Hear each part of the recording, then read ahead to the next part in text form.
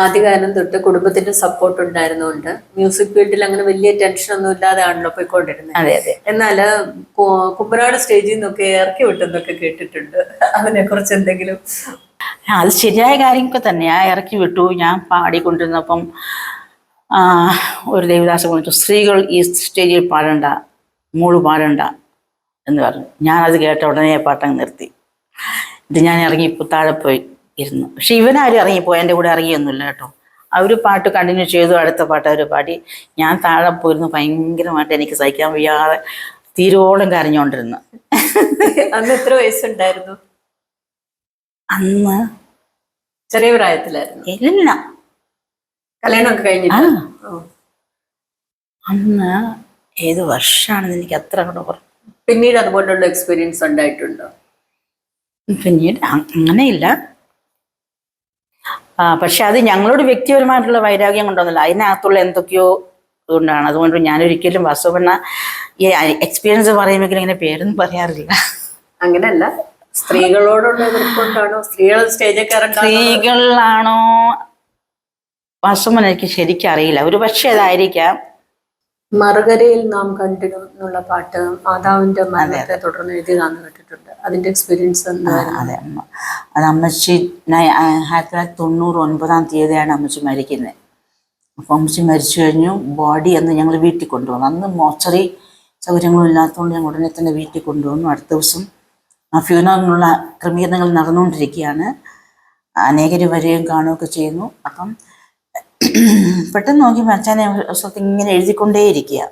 അപ്പം ആ കാലങ്ങളിൽ ഫോൺ പോലും അത്ര സുലഭമല്ല. അപ്പം എല്ലാം ടെലഗ്രാമാണെന്ന് വെച്ചത്. അപ്പം ഞാൻ ഓർത്തു ടെലഗ്രാം ചെയ്യാനുള്ള മെസ്സേജ് എഴുതിയായിരിക്കും, അഡ്രസ്സൊക്കെ എഴുതാന്നിങ്ങനെ നോക്കി. പക്ഷേ എഴുത്തങ്ങോട്ട് നിൽക്കുന്നില്ല. കണ്ടിന്യൂസ് ആയിട്ട് എഴുതിക്കൊണ്ടിരിക്കുക. അങ്ങനെ ഇരിക്കുമ്പോഴാണ് നമ്മുടെ ടീം ഹോസ്പിറ്റലിൽ ഒരു ബ്രദർ പോയി നോക്കിയപ്പം അച്ഛൻ എന്തോ എടുക്കുക. ഞാൻ ദൈവം എനിക്കൊരു പാട്ട് തരിക, ഞാനൊന്ന് എഴുതിക്കോട്ടെ.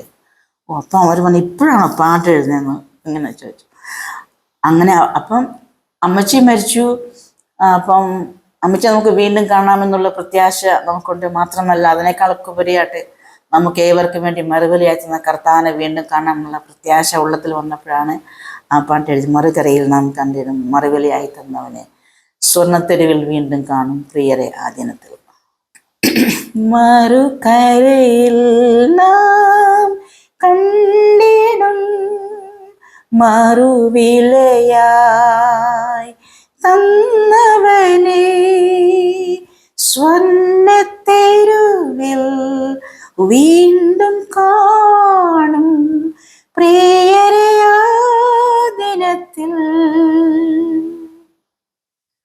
ഒരു ഗായകൻ എന്നതിലുപരി ഒരു ഭർത്താവ് എന്ന നിലയിൽ പീറ്റർ അച്ചായനെ കുറിച്ചുള്ള ഓർമ്മകൾ അറിയാൻ താല്പര്യമുണ്ട്. അതിനെ കുറിച്ചൊന്ന്. ഞാൻ കല്യാണം കഴിഞ്ഞു, നല്ലൊരു ഗായകൻ. അതിനുശേഷം ഞങ്ങൾ ഒരുമിച്ച് ജീവിക്കാൻ തുടങ്ങിയപ്പം ശരിക്കും സന്തോഷവും സമാധാനമുള്ള ഒരു ലൈഫായിരുന്നു എനിക്ക്. ഒരു രീതിയിൽ എനിക്കൊരു ഒത്തിരി പൈസയൊന്നും കാണത്തില്ല കയ്യിൽ, പക്ഷേ ഭയങ്കര സമാധാനവും സന്തോഷവും പീസ്ഫുൾ ലൈഫാണ് ഞങ്ങൾക്കുണ്ടായിരുന്നു. ഒന്നിനകത്തും ഒരു വരി ചെയ്യത്തില്ല. എന്ത് കാര്യം പറഞ്ഞാൽ ഒന്ന് പറഞ്ഞ് വിഷമിപ്പിക്കത്തൊന്നുമില്ല. എല്ലായിടത്തും ഒരു സമാധാനപ്രിയനായിട്ട് എന്തെങ്കിലും പ്രശ്നം വന്നാൽ തന്നെ അത് പറഞ്ഞ് സോൾവ് ചെയ്ത് സമാധാനമായിട്ട് മുൻപോട്ട് പോകുന്ന ഒരു രീതിയായിരുന്നു. എല്ലാ രീതിയിലും അടുക്കള മുതൽ അരങ്ങ് വരെ ഞങ്ങൾ ഒരുമിച്ചായിരുന്നല്ലോ. എൻ്റെ കൂടെ കുക്ക് ചെയ്യാൻ ഇഷ്ടമാണ്. അടുക്കളയിൽ കയറി കുക്ക് ചെയ്യുമായിരുന്നു. പിന്നെ ജീവിതത്തിൻ്റെ ഏത് അവസ്ഥകളിലും ഞങ്ങൾ ഒരുമിച്ച്, എവിടെ പോയാലും ഞങ്ങൾ ഒരുമിച്ചുണ്ടല്ലോ. അങ്ങനെ മാറി നിന്നിട്ടില്ല. എവിടെ പോയാലും ഒരുമിച്ച് പ്രോഗ്രാമിന് പോകും. പിന്നെ എല്ലാ അവസ്ഥകളിലും ഞങ്ങൾ സന്തോഷവും സമാധാനവുമായിട്ട് ഞങ്ങൾക്ക് മുമ്പോട്ട് പോകണം. അതെനിക്കൊരു ഭയങ്കര എക്സ്പീരിയൻസാണ്. പലർക്കും അസൂയ തോന്നുന്നൊരു പറഞ്ഞ്, ഞങ്ങൾക്ക് നിങ്ങളുടെ ജീവിതം കാണുമ്പോൾ അസൂയ തോന്നുന്നു പറഞ്ഞിട്ടുണ്ട്. കാരണം എപ്പോഴും സന്തോഷവും സമാധാനവും. പൈസ ഉണ്ടാകുന്നതിനകത്തൊന്നും വലിയ കാര്യമൊന്നുമില്ല അല്ലേ. പൈസ ഇല്ലെങ്കിലും നമുക്ക് തമ്മിൽ അണ്ടർസ്റ്റാൻഡിങ്ങിൽ പോകാമെന്ന് വെച്ചിട്ടുണ്ടല്ലോ, ഏത് അവസരത്തിലും നമുക്ക് സമാധാനമായിട്ട് ജീവിക്കാൻ പറ്റും. ഈ കണ്ടിന്യൂസ് പാട്ട് പ്രോഗ്രാംസും ആയിട്ട് യാത്രകളായിരുന്നല്ലോ. അപ്പൊ കുഞ്ഞുങ്ങളുടെ കാര്യത്തിൽ ഒരു എന്തെങ്കിലും ബുദ്ധിമുട്ടുകളോ? അവരെ ഞങ്ങൾക്ക് വേണ്ടവണ്ണം ശ്രദ്ധിക്കാൻ പറ്റാത്ത അവസരങ്ങളുണ്ട്. പക്ഷെ ആ സമയത്തൊക്കെ അമ്മച്ചി ഉണ്ടായിരുന്നത് കൊണ്ട് അമ്മച്ചിയുടെ അടുത്ത് ഏൽപ്പിച്ചിട്ടാണ് എപ്പോഴും ഞങ്ങൾ പോയിക്കൊണ്ടിരുന്നത്. പീറ്റർ അച്ചായൻ അമ്മച്ചി? അതെ. അമ്മച്ചി മരിക്കുന്നത് 90 അതുവരയ്ക്കും അമ്മച്ചി കൂടെ ഉണ്ടായിരുന്നു. അമ്മച്ചി വേറെ എവിടെയും പോയിട്ടൊന്നുമില്ല. അതിന് ശേഷം കല്യാണത്തിന് ശേഷം ഞങ്ങളെ കൂടെയാ. അപ്പം പിള്ളേരെ കാര്യമൊക്കെ അമ്മച്ചിയാണ് നോക്കിക്കൊണ്ടിരുന്നത്. എനിക്ക് വസ്തുവൻ ആ ദിവസങ്ങളിൽ വേണ്ട വണ്ണം അവരെ ശ്രദ്ധിക്കാൻ പറ്റിയിട്ടില്ല. 2012 അതെ, പെട്ടെന്നായിരുന്നല്ലോ പീറ്റർച്ചായന്റെ മരണം നടന്നത്. അപ്പൊ അതുവരെയുള്ള ഒരു ലൈഫ് എന്ന് പറഞ്ഞാൽ എപ്പോഴും ആളുകളും തിരക്കുകളും യാത്രകളും ഒക്കെ ആയിരുന്നു. പിന്നെ ഇപ്പൊ ആ പെട്ടെന്നുണ്ടായ ആ സാഹചര്യത്തെ ആന്റി എങ്ങനെയാണ് ഓവർകം ചെയ്തത്? അതെ. പെട്ടെന്ന് അത് പ്രതീക്ഷിക്കാതെ ഒരിക്കലും ആ സമയത്ത് ഇങ്ങനെ ഒരു വേർപാട് ഞാൻ പ്രതീക്ഷിച്ചില്ല. ഇച്ചിരി ഫിസിക്കൽ ഇഷ്യൂസ് ഒക്കെ ഉണ്ടെന്ന് പറഞ്ഞാലും ആ സമയത്ത് അങ്ങനെ ഒന്ന് വരുന്നുള്ളൂ ഒരിക്കലും ഞാൻ പ്രതീക്ഷയില്ല. അപ്പം ഞങ്ങളന്ന് രാവിലെ ഞാൻ പറഞ്ഞില്ലേ 15th പരസ്യയോഗം, അതിനുശേഷം പിന്നെ 19th മരണം സംഭവിക്കുന്നത്. ആ ദിവസങ്ങളൊക്കെ ഇച്ചിരി ക്ഷീണം ഉണ്ടെങ്കിൽ എന്നോട് പറയും. ഞാൻ ഉടനെ ഹോസ്പിറ്റലിൽ കൊണ്ടുപോകും എന്നുള്ളത് കൊണ്ട് അത് ഇഷ്ടമില്ലാത്തതുകൊണ്ട് എന്നോടൊന്നും അങ്ങനെ അധികം പറയത്തില്ല. അങ്ങനെ ഇരിക്കുമ്പം ഞായറാഴ്ച രാവിലെ അന്നത്തെ ദിവസം ഞാൻ എഴുന്നേൽക്കുന്നതിനേക്കാൾ മുമ്പേ എണീച്ചു. 4 മണിക്കൊക്കെ എനിക്ക് തോന്നുന്നു പാട്ട് പാടുന്ന പോലെ എനിക്ക് ശബ്ദം കിട്ടും. പക്ഷെ ഞാൻ ഭയങ്കര ടയർഡായിരുന്നുകൊണ്ട് അന്ന് എനിക്ക് ഫുൾ ഡേ അന്ന് ക്ലാസ്സിനൊക്കെ പോയി ഞാൻ ഒത്തിരി ടയർഡായിരുന്നു.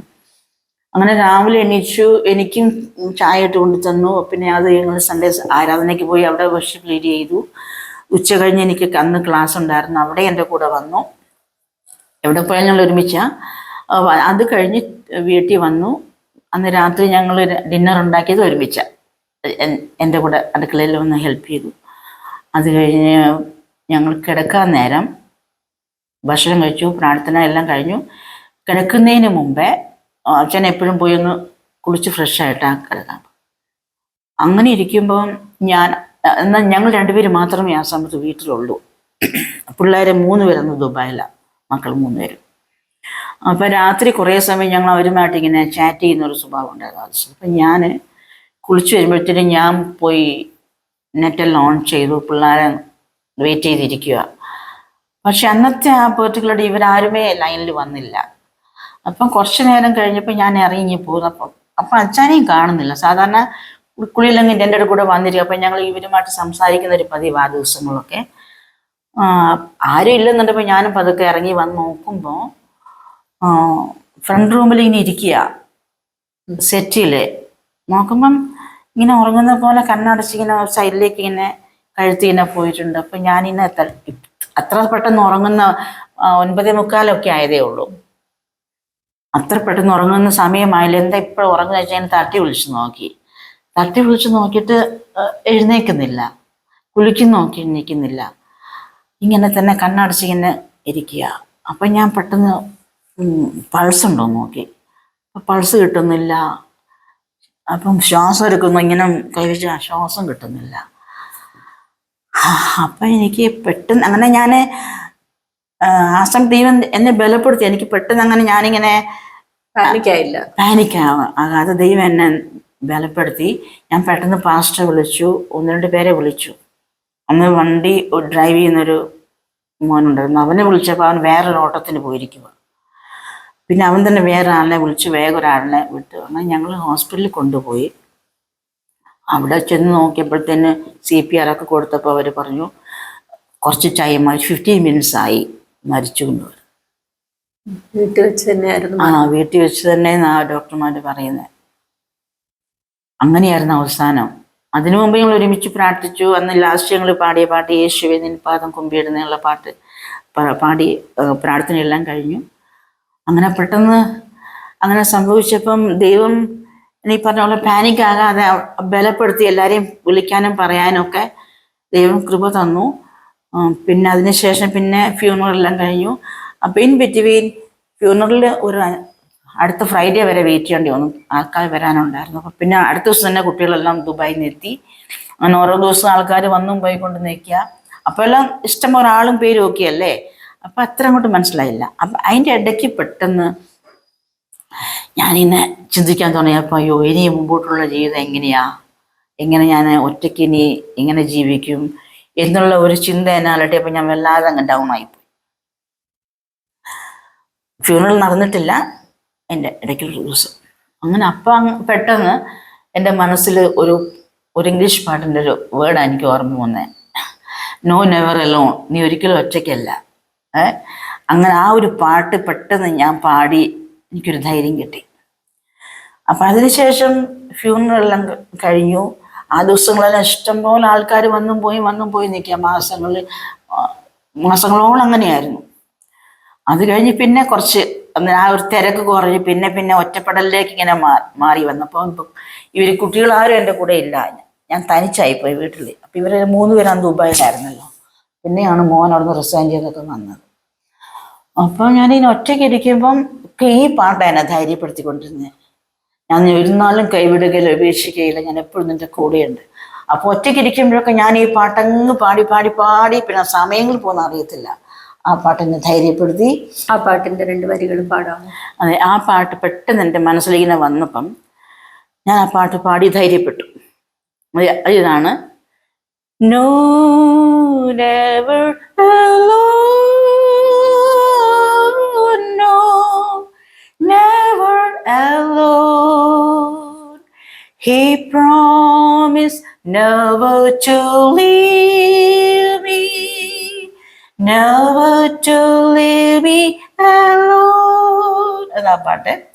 അപ്പം അതിനകത്ത് പറയുന്നുണ്ട്, ലോകപ്രകാരമായ സൂര്യൻ അസ്തമിച്ചാലും നീതി സൂര്യൻ നമുക്ക് ഉദിച്ചുയരും.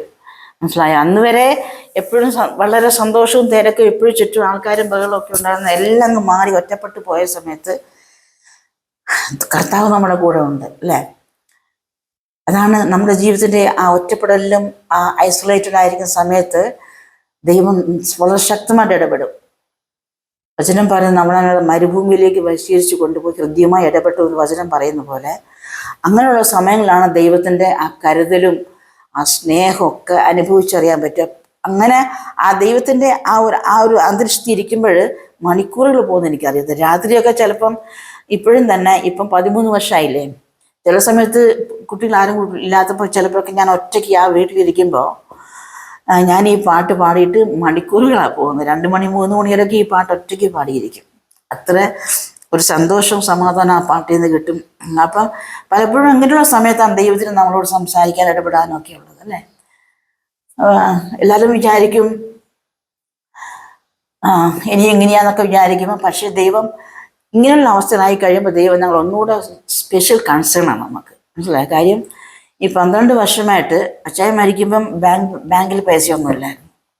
കാരണം അച്ചായൻ അങ്ങനെ ഒരു സേവ് ചെയ്യുന്നൊരു സ്വഭാവമില്ല. എന്തെങ്കിലും ഉണ്ടെങ്കിൽ ഉടനെ അത് ചിലവാക്കും. ആരെങ്കിലും ആവശ്യക്കാർക്ക് അത് കൊടുത്ത് പിന്നെ വളരെ കംഫർട്ടബിളാണ് പുള്ളി. പൈസ കയ്യിലില്ലെങ്കിലും ഭയങ്കര കംഫർട്ടബിളാണ് പുള്ളി. അങ്ങനെ സ്വസ്ഥമായിട്ടിരിക്കുക. അപ്പം പെട്ടെന്ന് മരിച്ചപ്പം പൈസയൊന്നും കയ്യിലില്ല. ഇതിനെ എങ്ങനെ മുമ്പോട്ട് പോകുമെന്ന് എനിക്കറിയത്തില്ല. അതേസമയത്ത് കടവുമില്ലായിരുന്നു കേട്ടോ.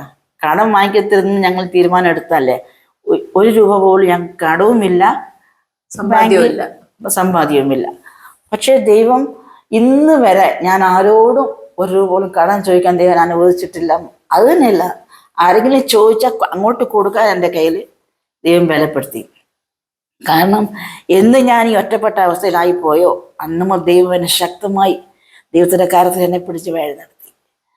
കാര്യം അനാഥർക്ക് വിധവന്മാർക്ക് ന്യായം പാലിക്കും ദൈവം.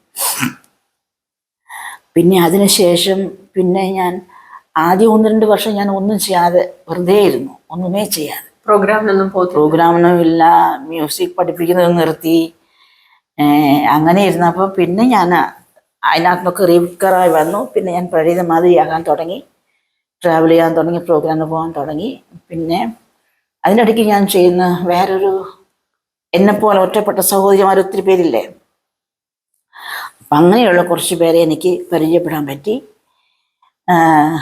മാവേലിക്ക് ഒരു അന്നമ്മ ബെഞ്ച് എന്ന് പറഞ്ഞ ആൻറ്റി ഉണ്ട്. അപ്പം ആൻറ്റി എന്നെ വിളിച്ചു, നമുക്ക് ഒരു കൂട്ടായ്മയുണ്ട്, വരണമെന്ന് പറഞ്ഞു. അപ്പം നമ്മളെപ്പോലെ വിഡോസ് ആയവർ മാത്രമുള്ള ഒരു കൂട്ടായ്മ. അപ്പോൾ പലരും ഇങ്ങനെ ഈ ഒരു അവസ്ഥ ആയിക്കഴിയുമ്പോൾ എല്ലാം തീർന്നു, ഇനി ഇങ്ങനെ ഈ 4 ഭിത്തിക്കുള്ളി ഒതുങ്ങി ഇങ്ങനെ ശിഷ്ടകാലം കഴിയാമെന്ന് പറഞ്ഞ് പലരിക്കും. അപ്പം അങ്ങനെയുള്ളവരെയൊക്കെ കണ്ടുപോയി സംസാരിച്ച് അവരുമായിട്ട് ഷെയർ ചെയ്ത് ടൈം സ്പെൻഡ് ചെയ്ത്, മനസ്സിലായോ, അവർക്കൊരു സന്തോഷം കൊടുക്കുന്നത്. അങ്ങനെ ഒരു ചെറിയൊരു കൂട്ടം ഞങ്ങൾക്കുണ്ട്. പ്രയർ ഗ്രൂപ്പാണ്. Prayer group. വേറെ എന്തെങ്കിലും അതുമായിട്ട് ബന്ധപ്പെട്ട മറ്റു പ്രോഗ്രാംസ് ഒക്കെ ഉണ്ട്?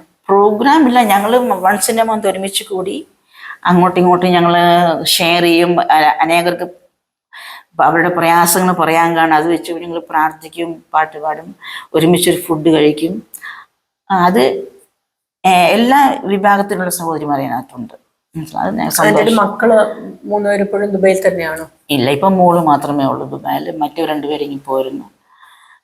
ഇളയ മോൻ എൻ്റെ കൂടെ തന്നെയുണ്ട്. അവൻ എൻ്റെ കൂടെ മിനിസ്ട്രിക്ക് വരും. അവനിപ്പം ബൈബിൾ കോളേജ് പഠിപ്പിക്കുന്നുണ്ട്. പിന്നെ മ്യൂസിക് പ്രീച്ചിങ് ആൻഡ് ടീച്ചിങ്, അതിൻ്റെ കൂടെ തന്നെ മ്യൂസിക്കും. മൂത്താളും ഉണ്ട്. അവനിപ്പം നാട്ടിൽ വന്നിട്ടുണ്ട്. അപ്പം ഞങ്ങളിപ്പം പ്രോഗ്രാം ഒരുമിച്ചാണ് പോകുന്നത്. ഇപ്പോഴും ടീച്ചിങ് ഉണ്ട്. ഇൻസ്ട്രുമെന്റ്സ് ആണ് പഠിപ്പിക്കുന്നതോ? മ്യൂസിക് പഠിപ്പിക്കുന്നുണ്ട്, ഞാൻ പഠിപ്പിക്കുന്നുണ്ട്. പിന്നെ സാങ്കി ഇപ്പം ബൈബിൾ കോളേജിലും പഠിപ്പിക്കുന്നുണ്ട്. അങ്ങനെ ഞങ്ങൾ സന്തോഷമായിട്ട് പോകും. ഗാന ശുശ്രൂഷ എന്നുള്ളതിനപ്പുറത്തേക്ക് പീറ്റർ ചാൻ്റെ ശുശ്രൂഷകൾ ഒരു വിടുതൽ ശുശ്രൂഷകളായിട്ട്. അതെ അതെ, ഈ ഗാന ശുശ്രൂഷ ഇടയ്ക്ക് തന്നെ ദൈവം ഒരു പ്രാവശ്യം ഞങ്ങൾ ഒരു പ്രോഫസി പോലെയൊക്കെ വരും. അപ്പം ഞങ്ങളൊരു പ്രാവശ്യം കണ്ണൂരിൽ എൻ്റെ വീട്ടിൽ എല്ലാ വർഷവും കൺവെൻഷൻ നടത്തുള്ളൂ. അപ്പം അത് കഴിഞ്ഞ് അവസാനം ഓൾട്ടർ കോൾ സമയമായപ്പോഴത്തേന് ഞങ്ങൾ പാട്ട് പാടി ഇങ്ങനെ പ്രസംഗിക്കുമ്പോൾ ഞങ്ങൾ മാറിയിരുന്നു. അപ്പം ദൈവാത്മാവ് അച്ചാണ്ട് പറഞ്ഞു, ഇന്ന് ഇവിടെ ഒരാൾ കയ്യിലൊരു വിഷക്കുപ്പിയുമായിട്ട് വന്നിട്ടുണ്ട്, നീ അത് പറയണം, വിളിച്ച് പറയണം. പുള്ളി മരിക്കാൻ, ജീവൻ അവസാനിപ്പിക്കാനുള്ള തീരുമാനത്തിൽ കയ്യിൽ വിഷക്കുപ്പി ഉണ്ട് എന്ന് പറഞ്ഞു. അപ്പം അതിങ്ങനെ എങ്ങനെയാ, അഥവാ ഇല്ലെങ്കിൽ എന്ത് ചെയ്യും എന്നുള്ള ചിന്തയൊക്കെ ഉണ്ട്. അല്ല, ദൈവാത്മാവ് ഹേമിച്ച് നീ പറ എന്ന് പറഞ്ഞു. അപ്പം അച്ഛനത് പറഞ്ഞു, ഇന്നിവിടെ ഒരാൾ വന്നിട്ടുണ്ട്, കയ്യിൽ വിഷക്കുപ്പിയുണ്ട്, നിങ്ങൾ സ്റ്റേജിൽ പരസ്യമായിട്ട് പറഞ്ഞു, നിങ്ങൾ മരിക്കാൻ ദൈവം ആഗ്രഹിക്കുന്നത് മുമ്പോട്ട് വന്നാൽ പ്രാർത്ഥിക്കാമെന്ന്. ഉടനെ ഒരാൾ എണീച്ചു വന്നു, കയ്യിൽ വിഷക്കുപ്പി ഉണ്ടായിരുന്നു. അങ്ങനത്തെ പല ശുശ്രൂഷകളും അച്ഛനെ കൊണ്ട് ദൈവം ചെയ്യിപ്പിച്ചിട്ടുണ്ട് പലയിടത്തും.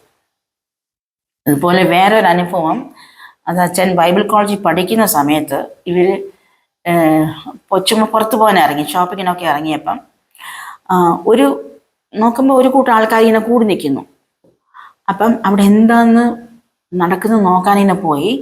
അപ്പം ഈ ഒരു കൺകെട്ടി വിദ്യ ചെയ്യുന്ന ആൾക്കാരില്ലേ, അവരെന്തൊക്കെയോ കാണിക്കുമായിരുന്നു. അപ്പം ഇവരിങ്ങനെ പോയി കുറച്ച് സമയത്തേക്ക് ഒന്നുമേ നടക്കുന്നില്ല. അപ്പം അത് കഴിഞ്ഞ് അയാൾ പറയാ, അന്ന് മധുരയിരുന്നു, ദയവ് ചെയ്ത് പോങ്ക, എൻ്റെ വേലയൊന്നുമേ നടക്കില്ല, വർക്ക് ചെയ്തില്ല, ദയവ് ചെയ്ത് പോകണം. അങ്ങനെ അച്ഛൻ അവിടെ പോയി നിന്നപ്പോഴത്തേനുണ്ടല്ലോ ആ ശക്തിക്ക് വർക്ക് ചെയ്യാൻ പറ്റാതായിപ്പോയി. അങ്ങനത്തെ നല്ല ഒരു അഭിഷിക്തനായിരുന്നു. ഈ അഭിമുഖത്തെക്കുറിച്ചുള്ള നിങ്ങളുടെ അഭിപ്രായങ്ങളും നിർദ്ദേശങ്ങളും കമന്റ് ബോക്സിൽ അറിയിക്കുക.